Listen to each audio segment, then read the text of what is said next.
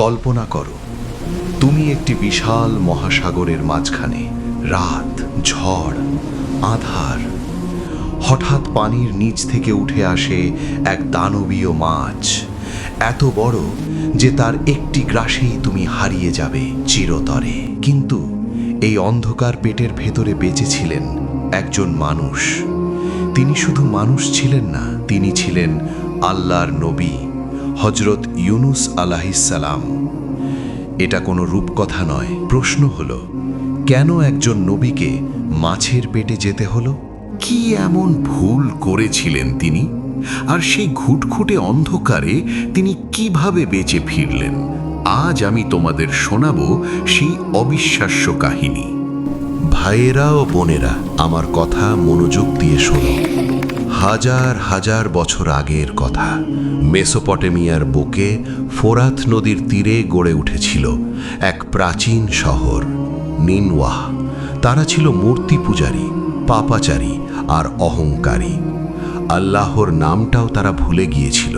তখন আল্লাহ সুবহানাহু ওয়া তাআলা একজন মানুষকে বেছে নিলেন। তার নাম ইউনুস ইবনে মাত্তা। মুখে গভীর দাড়ি, পরনে ক্রিম রঙের লম্বা জোব্বা, মাথায় সাদা পাগড়ি। চোখে তার ছিল এক অদ্ভুত দৃঢ়তা, যে চোখে সত্যের আলো জ্বলত। তিনি বলতেন, হে মানুষ, তোমরা মূর্তি ছেড়ে দাও, এক আল্লাহর ইবাদত করো, নইলে 3 দিনের মধ্যে তোমাদের ওপর আযাব নাজিল হবে। কিন্তু নিনওয়াহার মানুষেরা হাসত, ঠাট্টা করত, পাথর ছুঁড়ে মারত। তারা বলতো, এই পাগলের কথা শুনো না, এ মিথ্যা নবী। দিন গেল, মাস গেল, বছর গেল, 10 বছর, 20 বছর, 30 বছর, 40 বছর।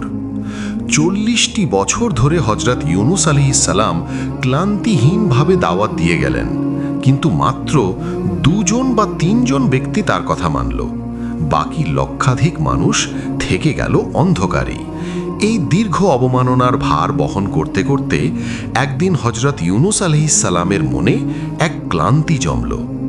সেই ক্লান্তি একদিন রাগে পরিণত হলো। তিনি ভাবলেন, এদের জন্য আর নয়। তিনি আল্লাহর অনুমতির অপেক্ষা না করেই সিদ্ধান্ত নিলেন এই শহর ছেড়ে চলে যাবেন। এটাই ছিল সেই ভুল, সেই একটি মাত্র ভুল যা একজন নবীকে নিয়ে গিয়েছিল মহাসাগরের তলদেশে একটি বিশাল মাছের উদরে। হজরত ইউনুস আলাইহিসসালাম পরিবার নিয়ে রওনা হলেন। স্ত্রী ও 2 ছেলেকে সঙ্গে নিয়ে তিনি নিনওয়া ছেড়ে দূরে চলে যেতে লাগলেন। পথে পড়ল একটি বিশাল নদী। নৌকা ছিল না, স্রোত ছিল তীব্র। পার হওয়ার সময় হঠাৎ ঢেউয়ের তোড়ে পরিবার থেকে বিচ্ছিন্ন হয়ে গেলেন তিনি। স্ত্রীকে খুঁজলেন, ছেলেদের ডাকলেন, কিন্তু স্রোতের গর্জনে তার কণ্ঠ হারিয়ে গেল। এরও পরে ঘটল আরও ভয়াবহ ঘটনা। জঙ্গলের পথে হঠাৎ একটি বাঘ ঝাঁপিয়ে পড়ল এবং ছোট্ট একটি সন্তানকে তুলে নিয়ে গেল। ইউনুস আলাইহিসসালাম চিৎকার করলেন, ছুটলেন, কিন্তু কিছুই করতে পারলেন না। একা, সম্পূর্ণ একা, পরিবারহীন, ক্লান্ত, আহত এক মানুষ হেঁটে চললেন সমুদ্রের দিকে। বন্দরে এসে দেখলেন একটি বড় বাণিজ্যিক জাহাজ যাত্রার প্রস্তুতি নিচ্ছে। তিনি উঠে পড়লেন জাহাজে। সমুদ্র পার হওয়ার পথে ঠিক মাঝ মহাসাগরে এসে হঠাৎ জাহাজ থেমে গেল। পালে বাতাস নেই, ঢেউ নেই, সমুদ্র যেন পাথর হয়ে গেছে। জাহাজ এক বিন্দুও সামনে আগাচ্ছে না। নাবিকরা চিৎকার করতে লাগলো, এ কি হলো? জাহাজ কেন চলছে না? নিশ্চয়ই আমাদের মধ্যে এমন কেউ আছে যার কারণে এই বিপদ। প্রাচীন নাবিকদের রীতি অনুযায়ী এমন পরিস্থিতিতে লটারি করতে হতো সেই ব্যক্তিকে খুঁজে বের করতে। লটারি শুরু হলো। একটি পাত্রে সবার নাম লেখা কাগজ রাখা হলো। প্রথমবার ইউনুস, দ্বিতীয়বার ইউনুস, তৃতীয়বার ইউনুস। 3 বার একই নাম, 3 বার। নাবিকরা হতবাক হয়ে গেল। তারা ইউনুস আলাইহিসসালামের দিকে তাকালো। ইউনুস আলাইহিসসালাম বুঝলেন এটা আল্লাহর ইশারা, এটা তার পরীক্ষা। তিনি আল্লাহর অনুমতি ছাড়াই শহর ছেড়েছিলেন। এখন সেই হিসাব চুকাতে হবে। নাবিকরা দ্বিধায় ছিল। তারা চাইছিল না একজন পুণ্যবান মানুষকে সমুদ্রে ফেলতে, কিন্তু ইউনুস আলাইহিসসালাম নিজেই এগিয়ে গেলেন। তিনি বললেন, আমাকে সমুদ্রে ফেলে দাও, এবং তারপর তিনি ঝাঁপিয়ে পড়লেন। পানির ছোঁয়া পেতে না পেতেই সমুদ্রের গভীর থেকে উঠে এলো এক দানব। বিশাল আকৃতির একটি মাছ। পানির বুক চিরে সে উপরে উঠল এবং মুহূর্তে গিলে নিল হযরত ইউনুস আলাইহিসসালামকে। একবার, শুধু একবার। হযরত ইউনুস আলাইহিসসালাম এখন আছেন তিনটি অন্ধকারের মধ্যে। প্রথম অন্ধকার রাতের অন্ধকার, দ্বিতীয় অন্ধকার সমুদ্রের গভীরতার অন্ধকার, তৃতীয় অন্ধকার মাছের পেটের অন্ধকার। 3 স্তরের অন্ধকার। এর চেয়ে গভীর অন্ধকার পৃথিবীতে কোথায় আছে?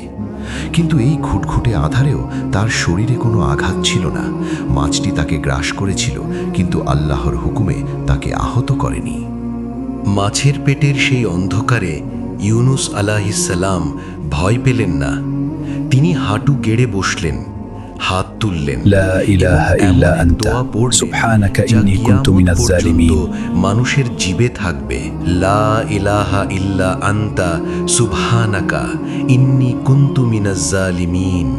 আপনি ছাড়া কোনো ইলাহ নেই, আপনি পবিত্র, নিশ্চয়ই আমি জালেমদের অন্তর্ভুক্ত হয়ে গেছি। এই দোয়া পড়তে থাকলেন তিনি, বারবার, 1000 বার। সেই অন্ধকারে তার কণ্ঠস্বর ভেসে উঠল সমুদ্রের গভীরে। মাছের পেটের দেয়াল যেন কাঁপতে লাগল। পানির নিচের প্রতিটি প্রাণী থামল। তারা যেন ইউনুস আলাইহিসসালামের তাসবিহ শুনতে পাচ্ছিল। রাসূল সাল্লাল্লাহু আলাইহি ওয়াসাল্লাম বলেছেন, যে ব্যক্তি যে কোনো বিপদে এই দোয়া পড়বে, আল্লাহ তাকে সেই বিপদ থেকে উদ্ধার করবেন। এদিকে নিনওয়াহে ঘটছিল অলৌকিক কাণ্ড। ইউনুস আলাইহিসসালাম শহর ছেড়ে যাওয়ার পরপরই আকাশ কালো হয়ে গেল। এমন মেঘ যা আগে কেউ দেখেনি। বিদ্যুৎ চমকাচ্ছে, বাতাসের শব্দে কান ঝালাপালা হচ্ছে। শহরের প্রাণীরা অস্থির হয়ে উঠল। গরু মাঠ থেকে ডাকছে, মুরগি ডানা ঝাপটাচ্ছে, কুকুর চিৎকার করছে। নিনওয়ার মানুষেরা বুঝল এটা সেই আযাব যার কথা নবী বলে গিয়েছিলেন। তখন নগরের বড় নেতারা বের হয়ে এলেন। তারা বললেন, আমরা ভুল করেছি, আমরা নবীকে মিথ্যা বলেছি, এখনো সময় আছে, আমরা তওবা করি। 1 লক্ষেরও বেশি মানুষ একসাথে মাটিতে লুটিয়ে পড়ল, কাঁদল, মাফ চাইল। বাচ্চারা কাঁদছে, মায়েরা কাঁদছে, বুড়োরা কাঁদছে। সব মূর্তি ভেঙে ফেলা হলো। সারা শহর জুড়ে শোনা যাচ্ছে একটাই আওয়াজ, আল্লাহ ক্ষমা করো, আল্লাহ ক্ষমা করো। এবং আল্লাহ তাদের তওবা কবুল করলেন। কালো মেঘ সরে গেল, আলো ফিরে এলো, আযাব উঠিয়ে নেওয়া হলো।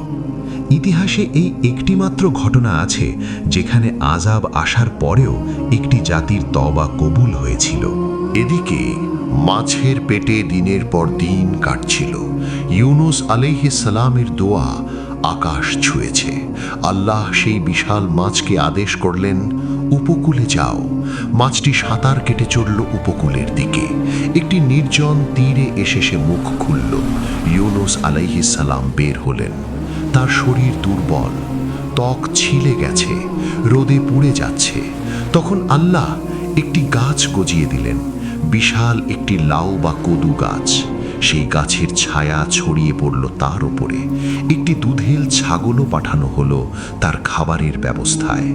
ধীরে ধীরে তিনি সুস্থ হলেন। এরপর ঘটল আরও এক অলৌকিক ঘটনা। তার স্ত্রী ও সন্তানেরা, যাদের তিনি নদীকে হারিয়েছিলেন, যে ছেলেকে বাঘ নিয়ে গিয়েছিল, তারা সবাই মিলে তার কাছে এসে পৌঁছালো। বাঘের মুখ থেকেও আল্লাহ ছেলেটিকে রক্ষা করেছিলেন। পরিবার মিলিত হলো, কান্নায়, হাসিতে, কৃতজ্ঞতায়। সুস্থ হয়ে হযরত ইউনুস আলাইহিসসালাম পরিবার নিয়ে রওনা হলেন নিনওয়াহর দিকে। পৌঁছে দেখলেন সেই পাপের শহর আর নেই। সেখানে এখন 1 লক্ষ ঈমানদার মুসলমান। তাদের চোখে নূর, মুখে আল্লাহর নাম। তারা দৌড়ে এসে ইউনুস আলাইহিসসালামকে জড়িয়ে ধরল, কাঁদল, বলল, হে নবী, তুমি ঠিকই বলেছিলে, আমরা তোমাকে মিথ্যে বলেছিলাম, ক্ষমা করো।